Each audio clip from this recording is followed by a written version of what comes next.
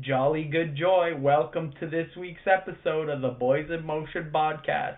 We're your hosts, Brian, Andrew, and Tyler, and we're here helping you take the guesswork out of Christmas shopping with gift-giving guide tailored to the endurance athlete that may be in your life. Whether it's for a runner, cyclist, triathlete, or someone that just getting started, this one might be an episode for you.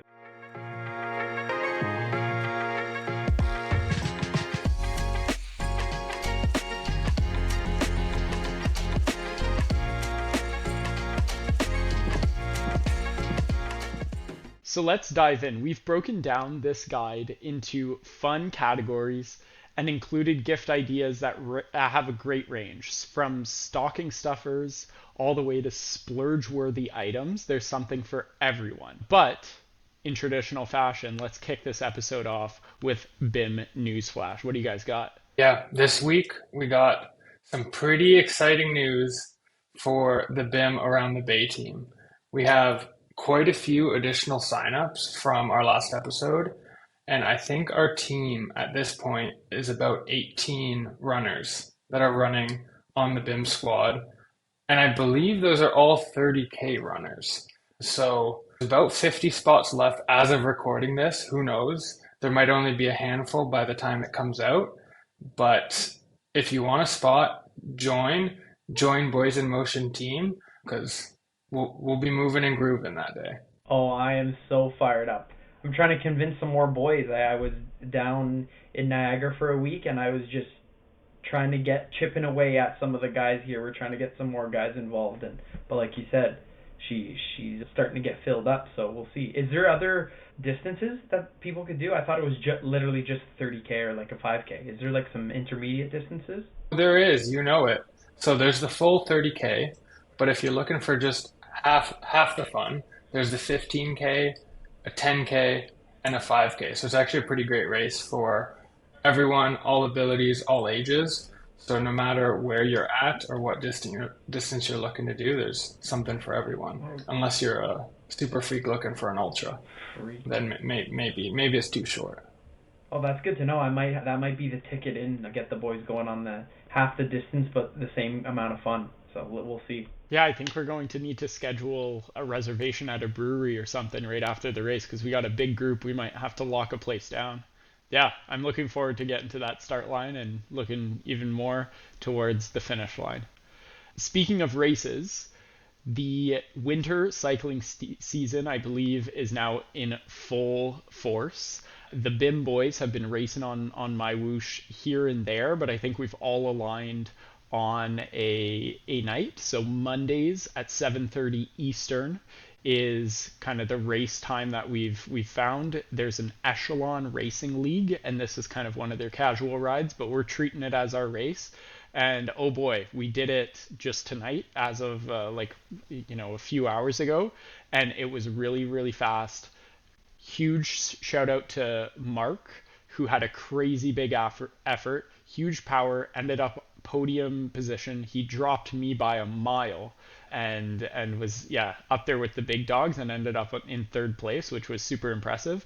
And also we had some new guys who hadn't used their trainers yet join us for the race. So shout out to Mike and Adam as well. That is awesome.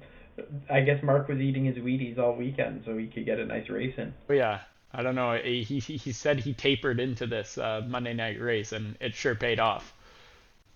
Love it. And just a little update on my side. I've secured the adapter that I lost during my move for my smart trainer. So it looks like maybe in 2 weeks' time I'll be joining the BIM boys. So then we'll be in full force. Nice. Did you actually find it, or did you buy one online? I did not find it. I'll probably find it in 6 months. But I have one coming from AliExpress. That was my first pickup, but then I actually ended up contacting Jet Black, who referred me to their distributor in Quebec, and they're sending me a legit adapter as well. So we'll see which one comes first, and then I'll swap to the official one once it comes. Beautiful. That's great to hear. Well, we're excited to have you on the races. Yeah, look forward to getting dropped with you soon. Oh yeah, I'll be getting dropped. I'll tell you that. It'll be the day after my nice long run, so the legs will be tired, but I'm excited for it. Yeah, Monday's usually the rest day. That's gonna be real rough trying to start doing a friggin' threshold workout on the race with the boys, but I love it. Okay, so let's switch gears to the main talking point of this episode, the gift giving guide for the endurance athlete in your life. Now, before diving into this gift guide, we do just want to let you know that most of, but not all, of the products that we're talking about, we are going to link and have available to you in the description and on a link in our website to make shopping easy for you. Now, we do want to let you know these are affiliate links with Amazon. They're all products that are tried and trusted by us, but we do recommend and would thank you for going through those links as they kick back a little bit to the podcast. So let's start things off with our first category, which is stocking stuffers and small essentials. Let's first talk about some socks. This will cover for runners, for cyclists. I find that I had lots of running socks and I just use them for cycling as well. I think a lot of them are quite similar and can be used for both. I'm going to put a little bit more of a premium recommendation that I've really liked, and that is the Features Elite. I'm personally a fan of the quarter length because I find that when I run, especially when I get fatigued, I start kicking my ankles a little bit sometimes. So the quarter sock helps just cover my leg and just protect it from, tired running man Andy just booting himself in the leg. But Features have very nice compression. I've had a pair for ran multiple races, no holes and no blisters. So that's important. Yeah, that's key. I never thought about going up a little bit in sock height because I can clip myself when I'm doing a little bit of a faster pace. So that is a good point. For non-races, but also still running, I really like Saucony socks. There is a mega multi-pack that's available on Amazon. You can get a ton, I think up to 18 pairs, and there's all sorts of colors. So if you want lighter colors, just plain white, plain black, plain gray, or even multicolor, they have all of that. And they're really, really good. They're built to run in. So they're kind of like an everyday training sock. Got to go with the quarter length. I love the little bit up on the ankle and just style points, and you got to get that little bit of a protection on the ankle just in case you give yourself the good old boot. But no, I love it. Love me some good socks. Well, that's the thing. Even if you're not a runner, socks are nice. So socks for endurance athletes, it's even more because we're just always on our feet using them, burning through the socks. And it's perfect, stocking stuffer. You got to get socks, so might as well make them nice running socks. 100%. And Tyler knows socks are one of those items that you need to change out after every run or ride. So a runner, cyclist that's doing 6 days a week of activity, that's 6 days of socks. So it's definitely something that every endurance athlete will need plenty of. So they'll be happy to receive them. Tyler's frowning a bit. He's frowning a bit to that. I only have 2 pairs of socks. I use 2 for each month. Well, it has to do with time on feet. You know how we always talk about time on feet? It's time in the socks, baby. If you don't got too much time on the socks, you don't have to wash them. But it is ridiculous. Laundry day just seems to be 1/4 of the full load is just 18 pairs of socks in a week. It's crazy. Okay, moving on to the second piece. This is something that is consumable. I think consumable gifts are awesome for Christmas and the holidays. So nutrition and hydration kind of packs are great. I know myself, I like taking when I'm not taking my own custom pool water mix, I do like the Noon sports tablets, those hydration tablets. And they come in little tubes, but I always feel like I go through the tubes really quickly. So the nice handy thing is that they do sell them in boxes of 4, and you can kind of choose what kind of flavors you want, and it's just a nice way to bulk up on some electrolytes and stay hydrated while you're sweating on the bike or running in the winter. Tyler's all stocked up. Yeah, I'm gonna give a gel recommendation. This has been a gel that I first tried for the New York City Marathon because it was the race course nutrition, and then I ended up sticking with it for races after that. One, because I love the texture and taste of the gels, but most importantly, it's pretty affordable for a gel, which is always important because those Mortons, they can drain the bank account. And that is the Cis gels. I like the normal ones, which have 20 grams of carbs.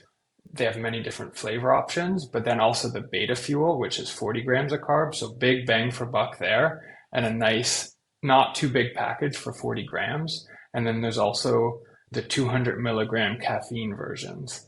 And let me tell you, those get me going. So I love popping a few of those during marathons and those toughest training runs.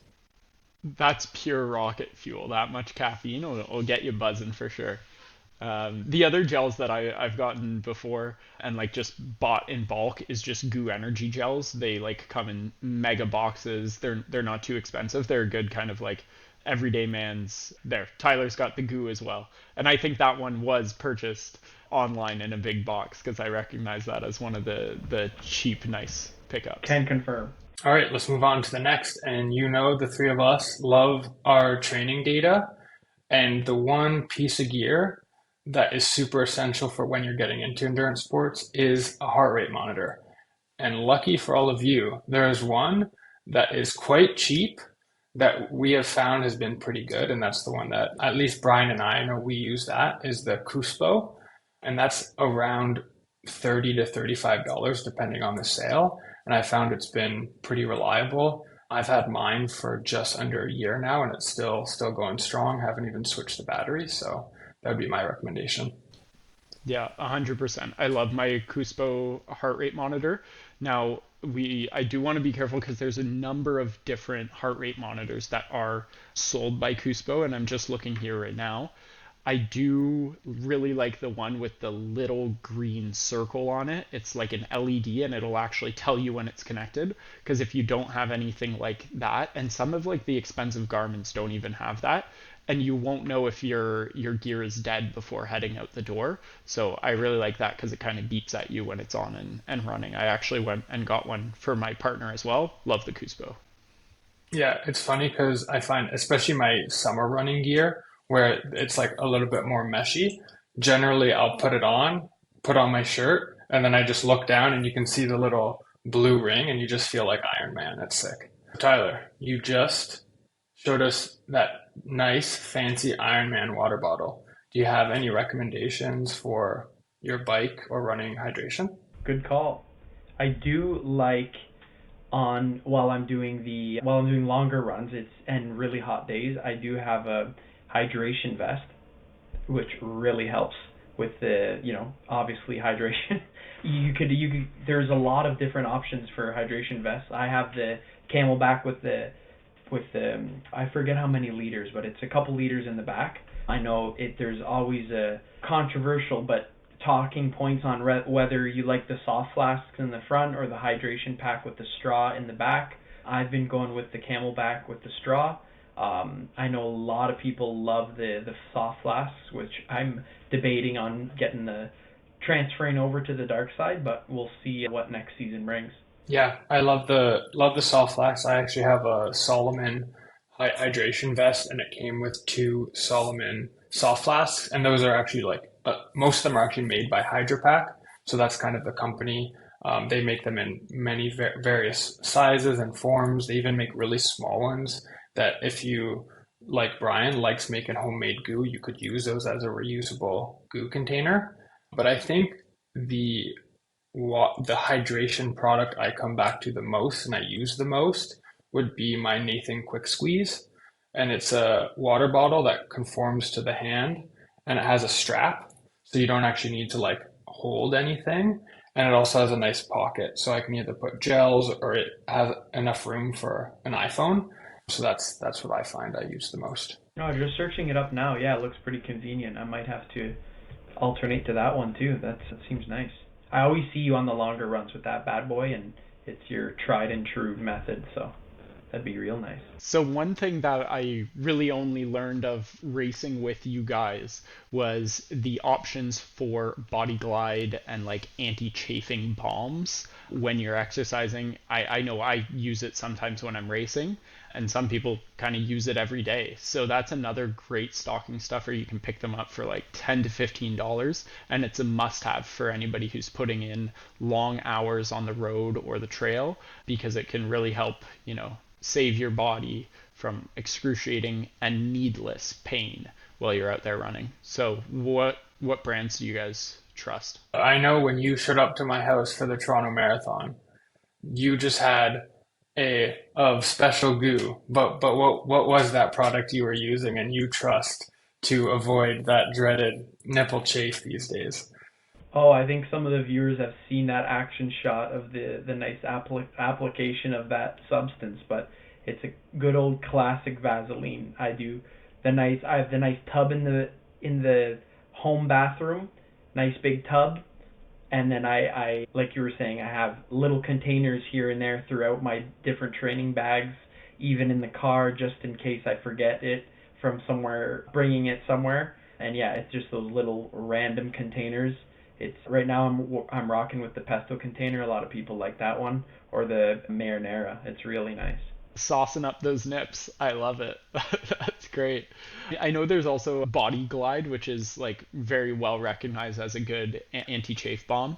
It sort of is like a deodorant applicator, and you can just spread that around in any places that are causing you friction.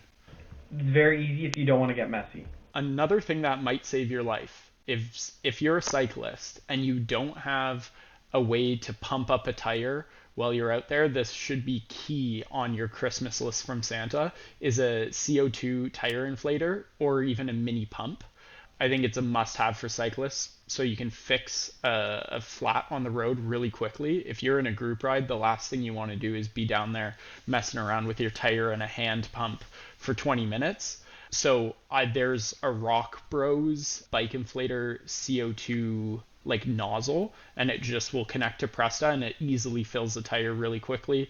And then Rock Bros also sells cartridges for pretty cheap. You can get them at any bike shop as well, but those CO2 cartridges are just so handy. You bring one or two, and that little thing, it's like a few die in your hand, and it's really, really small. You can even just fit it in the back pocket of your cycling jersey. You don't even need the full saddlebag. And a quick little story on that, I got to give a shout out to John. We were on our shakeout ride before Ironman Maryland, and little do we know it, gets a flat. Right, the day before our race, we all had CO2 canisters and the little adapter. We've never used it before. So another thing is try it out. Don't be afraid to waste a canister. Use it on a flat tire, use it on a tire before a race or a big event, just so you know how it works. It took us 20 minutes to try to figure out how the actual valve mechanism worked and the CO2 cartridge. We wasted a couple CO2 cartridges that afternoon, but it was a good lesson learned for all of us, and now we know how to use it. So it is a very handy tool, and like Brian said, it's easily concealed. You could put it anywhere. I do recommend you try to use it before you actually try to do it on the road, because I remember Andy and I had the exact same problem. He and I were trying to wrestle with his tire, and we just blew through a full cartridge trying to test. So it is worth kind of doing a dry run before your first incident on the road. 100%. I remember we both thought it just wasn't working and just broken, and then all of a sudden, CO2 straight out, empty canister. So definitely do try it We first. did the same thing. So for the budget on that inflator, the CO2 cartridges included, for like $35 to $50, you can get the adapter and enough CO2 to last you seasons. And I'll just give one recommendation for those that want a mini pump. I bought the Lezyne Pocket Drive, and it's pretty small. It's small enough to actually fit in my saddlebag, or you could just put it in a jersey pocket. What I really like about it is that you can completely take it apart and buy individual pieces if anything does break. So it's not kind of like a gasket blows and you need to throw out the whole product. It is super well built. It's kind of right at the top end of this stocking stuffer. It's about $50, but it also, you can buy it as a combo, which is what I did with the pocket drive, the CO2 nozzle, and some tire levers. So that's a good option as well. Very nice. So, of course, we're nearing Christmas time, so the weather outside is a little frightful. So to stay warm while you're out there running, I think a hat and gloves from an actual run manufacturer is very recommended. You can really get these for like $10 to $20 a pop, and they're good for spring and fall cycling as well, especially if you get kind of a tight hat that can fit under a helmet. I really love my New Balance running gloves. They still allow me to use touch screens, but they're warm enough to kind of keep my hands cool, warm enough kind of up until like -8 or so. Then I'll upgrade to a slightly bigger glove. So those are good. And then basically for a hat, there's a company called Outdoor Essentials that makes like a really simple black hat. It's super tight to the head, and it's a nice hat that doubles as a helmet liner for cycling. I'll give a summer run cap recommendation, and that is a CLA Go Cap. I specifically really like the Go Cap. Some of the other ones, I've got a big noggin, and they just kind of sit too high up, and they look funny or just don't fit. I feel like they're falling off, but the Go Cap is really nice, and I toss it in the wash like once every 2 weeks, once every 3 weeks, and it washes real nice. I don't need to worry about it.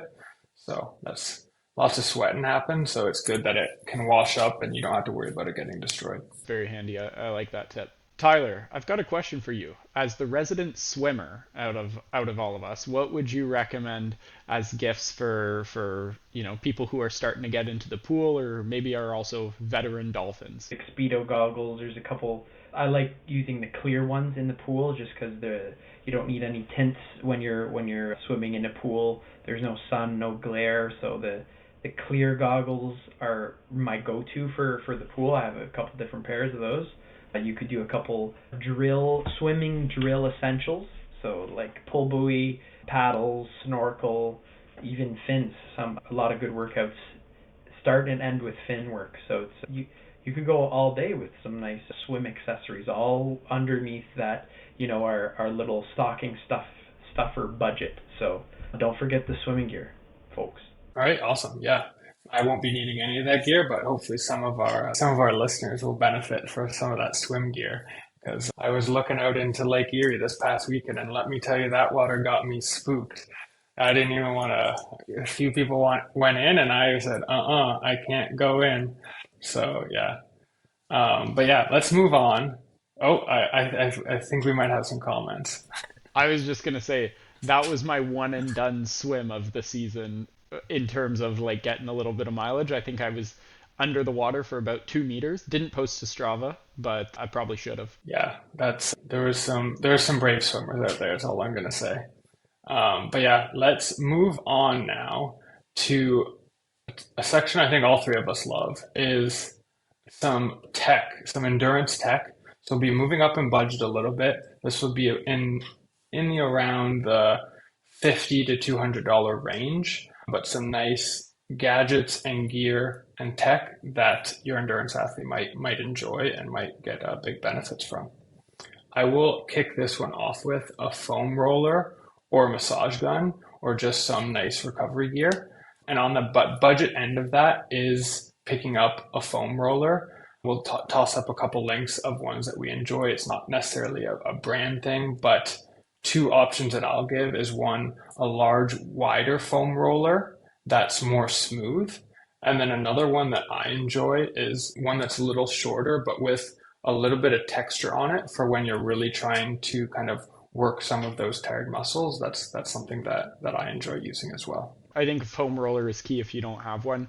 I have my tried and true Trigger Point foam roller, and I actually went out of my way to get a Trigger Point for the BIM 5K as one of the prizes because I love it so much. I thought it made a great gift. That's real nice. I love me some massage guns, so I'll have to go with a nice compact massage gun. They've been upgraded throughout the years, and it's just a great recovery tool for anybody that has been, ramping up the mileage, even starting out. If you get that massage gun on your muscles, just on level 1 or 2, shake everything out. You can never go wrong with that. Up next is some safety gear. We've talked about this in past episodes, how important it is to be safe, especially as the days are getting shorter.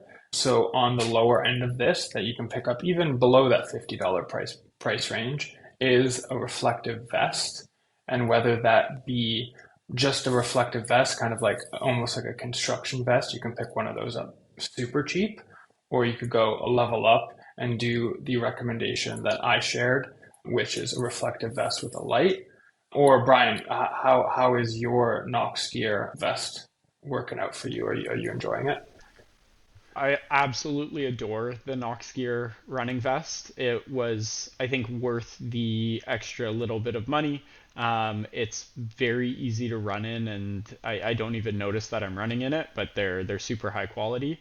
That being said, I did find a very similar type of vest for about half the price that's available. It's the Nishen LED vest, and it's basically the exact same, and it comes with a front running light. So I would recommend maybe dipping your toe in the water with that, because the Nox Gear was a little bit of a headache to get into Canada. In addition to that, if you're going for just like a regular non-lit reflective vest, I would also recommend getting a headlamp. Petzl is super, super well recognized. Same with Black Diamond headlamps. So I'll kind of add two very, very popular options in the notes and the links. Yeah, a headlamp that I really like is called the Nightcore NU25.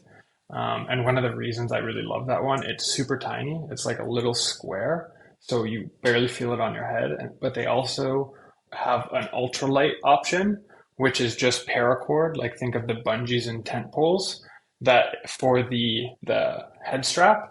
So I find it's really nice for like getting on different types of hats, like that CLA Go cap or your winter hat. I find it's more comfortable than some of the big headlamp straps. I never thought of that. I always not wear my headlamp because it's bulky. Sometimes the strap's too wide and you're bouncing around with it if you're doing some speed stuff. So yeah, no, that's a great idea. I'll have to check that one out myself. When you're out there for so many hours, I think having some headphones is key. And of course, being outside so much means you're going to hit some nasty weather. So some waterproof headphones, I think, are a must if you're out there running. I still run in my AirPods, connect that to my Apple Watch, and I think it works great. But I know there are some other options which have grown in popularity as well. I use AirPods as well. For me, I use AirPod Pros because I really like the different options for ear tips, and I find they stay in my ears super well. But I have heard lots of people, I've never actually used them, of the Shocks brand. They have different varieties, some that have the around the ears, some that are truly wireless, just like the two pieces, and then also some that are good for swimming, where you can actually put music directly onto the device since the Bluetooth underwater isn't very good. And I've heard lots of people like those and like that they're the bone conducting so that you actually get really good transparency and you're not putting something in your ears, especially for things like cycling. If you are someone that likes listening to music while, or podcasts or audiobooks while cycling. So, jumping to our next category, these are splurge-worthy gifts. And kicking off this group is when you're running and cycling and spending time outdoors, there's nothing I think that has higher ROI than protecting your eyes and removing glare from everyday activities. So instead of sort of like recommending just to buy any random sunglasses, why don't we go around the room, mention what sunglasses we're using, which sunglasses we love, and maybe it'll give people a good starting point. Andrew, what are you rolling in these days? These days for running and cycling, I'm using the Oakley Flak 2.0 XLs. And the specific reason why I'm using these is I'm someone that wears glasses and I don't like wearing contacts for doing endurance sports. So the nice thing about these is that they do offer them in prescription through different websites. You could just get them non-prescription as well, but you can get them as prescription sunglasses where it's not the extra insert into them, it's actually the lens that has your prescription. So also, if you have work benefits, that's something you could take advantage of for these ones. How about you, Tyler? I've seen you with some pretty nice shades on. What are you rocking? I gotta stick with the Oakleys as well. Those are my tried and true pairs. I have a couple pairs, trying to alternate throughout the years and kind of see which ones I like better on my face for what activities. But right now I'm rocking the Sutro S. So they're slightly different than Brian's. That I know Brian will dig into his a little bit, but mine have a full border around, and I just like the look of it, and a nice orange lens, and they're perfect for cycling, and I really enjoy them for running as well. You just gotta try to keep the sweat out of them, but they're good. I'm in the same category. I love the Oakleys. They are what I wear kind of 80% of the time. And I have the Oakley Sutro lights, very similar to Tyler's. I think they are primarily built for road cycling, and the lenses that I have in them are specially made for the road. And if you go through Oakley's website, you'll see that they have this lens branding called Prism lenses, and all of those different lenses actually have different use cases. So if you're somebody who loves trail running, well, hey, there's a specific lens for you. But myself, I have the Prism Road lenses on my Sutro lights, and I love them for cycling, and I use them for running as well. But definitely they look hard on the bike with a helmet on. Can confirm they're real nice. They make you look fast too, so it helps. And next up is for the endurance athlete that is still using Strava to track all of their exercises directly on their phone, and that would be a GPS running watch. Generally, these for I'm going to say more entry level for getting you into it, which will get you very far and has all the features you really need, is about in that $250 to $400 range. And again, here, let's go around the room and let's chat about the watches that we're using and that I think we would recommend, or if there's maybe things you don't like about it. Let's start with you, Brian. What are you rocking and tracking all your activities with these days? Yeah, so I have the Apple Watch SE. I love it because it integrates with all of my devices seamlessly. It connects to third party like heart rate monitor. It connects to my AirPods really flawlessly, and I can download music straight from Spotify onto it. I know you can do that with other watches, but the experience is nice on Apple. The downside to the Apple Watch is you need to charge it every evening, which is something that is definitely a drawback, especially if you're somebody who also wants data on their recovery and sleep. You're not really going to get that too much with the Apple Watch if you are somebody who charges overnight. So that's the camp that I'm in. I think it's a great place as a middle ground between something that is like super tied into the ecosystem of your smartphone if you have an iPhone, but definitely is not for the most advanced athletes. I know you've been rolling with Koros for a long time. What do you love about those watches? Yeah. So yeah, I use what is Koros's entry level watch, kind of specifically geared towards road runners, and that's the Koros Pace 3. I've switched over to Koros about 4 years ago now, and I absolutely love it. One of the big selling points for me was the battery life. A full training block, doing 6 runs a day and wearing it all the time. I charge it about every 2 weeks. So the battery on it is super, super good. I love the app, the metrics you get. They have a training hub, creating routes. They actually, maybe about a year ago, also included that you can do breadcrumb navigation, which is nice. Just a nice feature to have when I add routes on my watch if I'm going somewhere new. So I've been super happy with it. And the price point for it is pretty good.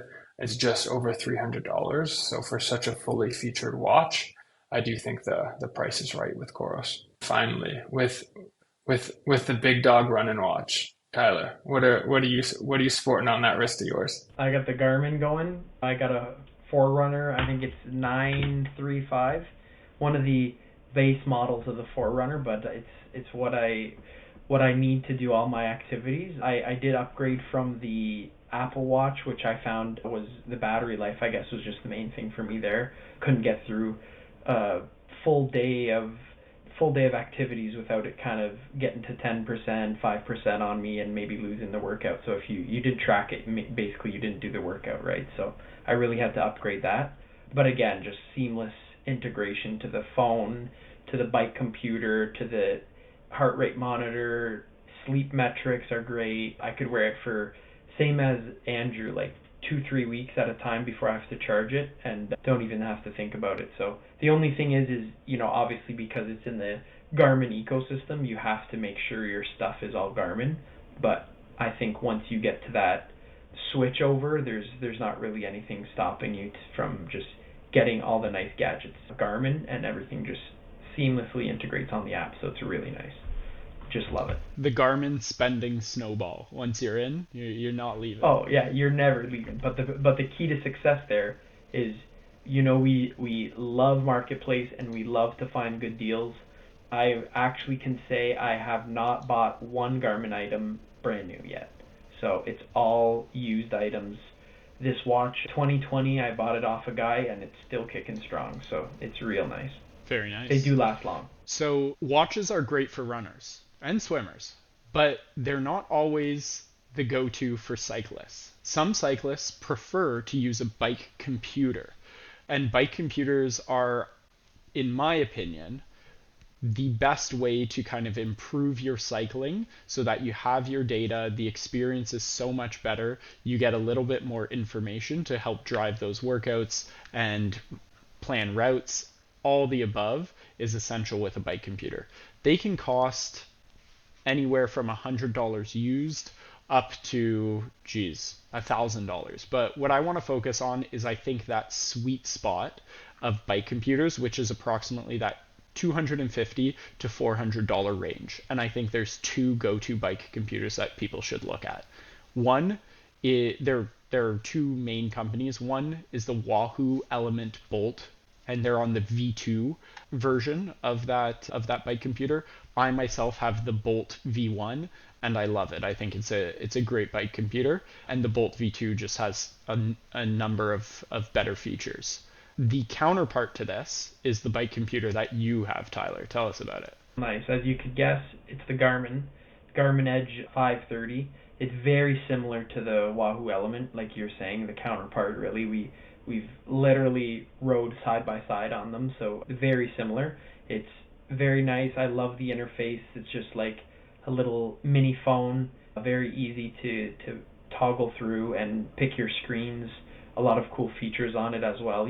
Some are nice to have, some are really cool to see with your improvement throughout the season. So I think, again, that's just a perfect bike computer for that sweet spot range. Like Brian said, you could go all out and get the Lamborghini of bike computers, but really, if you're still looking at power and people are still dropping you on the hills, it doesn't matter what bike computer you have. Let's talk about the bike computer that I don't have. For those cyclists that like using cycling more as just cross training, and it's not necessarily something that you're doing and you're training specifically for cycling events, running watches like the Coro Space 3 can make for very good computers. And there's a product, it's the Garmin QuickFit quarter turn bike mount, where you take and this is what I do, I just take my watch off of its band, and then you can snap it right into this mount so that it still sits at the front. And on my watch specifically, I have breadcrumb navigation, so I can kind of put maps so I know where I'm going. So it is a good option for just getting out on the bike once in a while without having to invest in an extra piece of tech.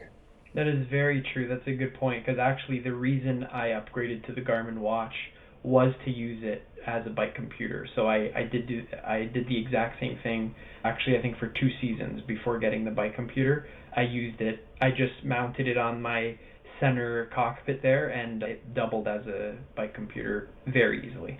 So very good option for that, cross training option, but not fully go all in kind of thing. It's great. And next up, and this, as someone who loves racing, would be very high on my Christmas list, and that is being gifted a race registration gift card. We were talking about it at the top of this episode. Around the Bay is at end of March, and that would be such a perfect gift for those athletes that are on the fence or thinking about it. Gifting for a race is always appreciated. And with race fees increasing over the years since COVID, it can be sometimes a pricey thing, but a great way to motivate someone, especially through the winter. Yeah, getting somebody to pay your race fees basically feels like you're a sponsored professional athlete. So I love that idea. I would be very happy to receive that as long as it's the right race. Oh yeah. Anyone want to pay for an MDOT race fee? Just slide into my DMs. I'll gladly appreciate it. That'd be a really nice gift. Speaking of really nice gifts, the other thing that I think people might be very happy to receive would be some Boys in Motion merch. Andy, you are generally the worker who's putting all of these nice merch drops together. What do you have in store for us this season? As of right now, we have Boys in Motion singlets that we had dropped on Instagram.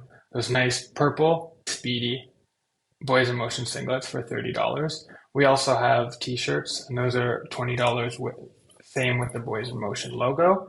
So if you're wanting to pick up any others, and we are cooking up some other ideas post-holiday season, but for now, if you're looking to give your favorite endurance athlete a little bit of a speed boost for their upcoming race season, I think that singlet will just about do it. I saw Mike today on the bike during the ride. He had the Boys in Motion singlet on, and you know what? He blew everybody's doors off in that group that he was riding with right at the end. Mega sprint out of him. That's a great idea. I might have to do that on the next race so I can keep up with you guys. I just know we're gonna look speedy at around the bay. Like you said, we got about 18 to 20 people on our team, and I would say over 3/4 of them have a race singlet. So it's gonna be a speedy bunch. Around the bay won't know what hit them. And here's the nice thing about that BIM singlet. It's not just for endurance athletes. Just this past Saturday, I saw a big, freaky weightlifting man put one of those singlets on.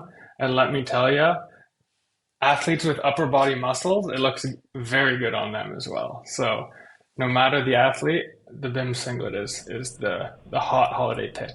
Count me in. Pour that thing in creatine, baby, and put it on. Let's go. I love it. Okay, so that kind of wraps up the main group of items and gifts that we would recommend this holiday season. Once again, a reminder that the links to the products that we referenced are available in the description of this episode and also on our website.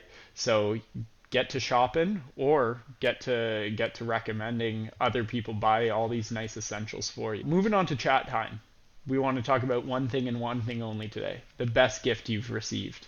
When it comes to your athletic goals, what was the highlight gift that you most recently received? I got a great gift in mind. You know, you could spend your life buying these gadgets, these fun pieces of equipment, these fun outfits, but I had an awesome gift that I did not expect I was going to get. Was a handcrafted gift from Juicy herself.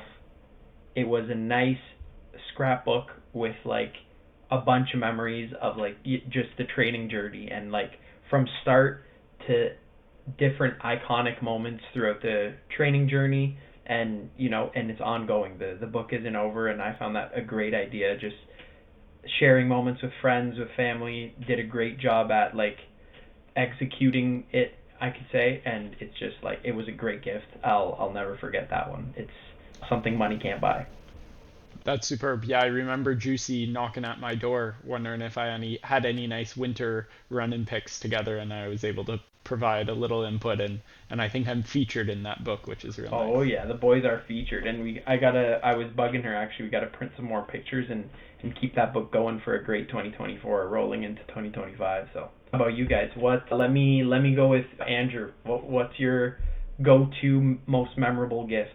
I'm gonna put mine as a category, and that with a specific example, but my category is those gifts that are like a part of the things that you buy, but like the slight splurge option that you may not get yourself because you're like, there's cheaper options that work, but they're just like a little bit nicer.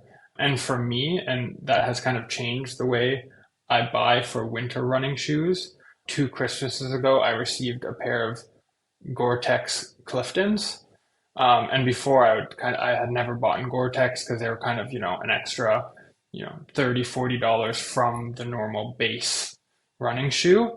But now using Gore-Tex running shoes in the winter and going back to non-Gore-Tex, it's like night or day, the just being comfortable in those wet conditions. So that's definitely something that I really like, and probably wouldn't have got it myself if someone hadn't gifted it for me. It's always nice to get kind of the more premium version of what you're used to. It's always a very nice treat. Mine is very similar to yours, and it's shoes. I mean, every runner loves to get new shoes. It's basically gifting yourself or gifting somebody more miles, the opportunity for more miles, which is a great gift in itself. The only issue with shoes is you might not know exactly which pair to get, what size to get, what is best for the athlete you're buying for. So this was actually a very, very creative and great gift that I received from the Rascal, which was essentially a coupon that she made a cute design of, which was a coupon for a pair of shoes on her. So I was actually able to go into store, try on a bunch of different shoes, and I knew no matter what I picked, I'd be extremely happy with, and she'd be footing the bill. So that was really, really nice, and I was able to pick up some Hoka Cliftons, and I love running in them. They're superb. That's a great idea. Yeah, just to make sure you have that right pair, but again, it's still gifted to you. So no, that's amazing. I think that wraps up our holiday gift giving guide. And just a little reminder, there will be links to all of these in the YouTube or episode description, as well as on our website, boysinmotion.com. And that's just a no cost to you way of supporting the channel if you shop through those links. And please comment if you find any of them useful or what your top endurance gift is. We'd love to hear it. And maybe if there's some good ideas, we'll give them a try for this coming season. Don't forget to follow us on Instagram, TikTok, YouTube, and join our Strava Club for more great content. Make sure you subscribe on Spotify and Apple Podcasts too. I got to remind you guys, remember, we're just sharing what works for us and what we think are amazing gift ideas for everybody.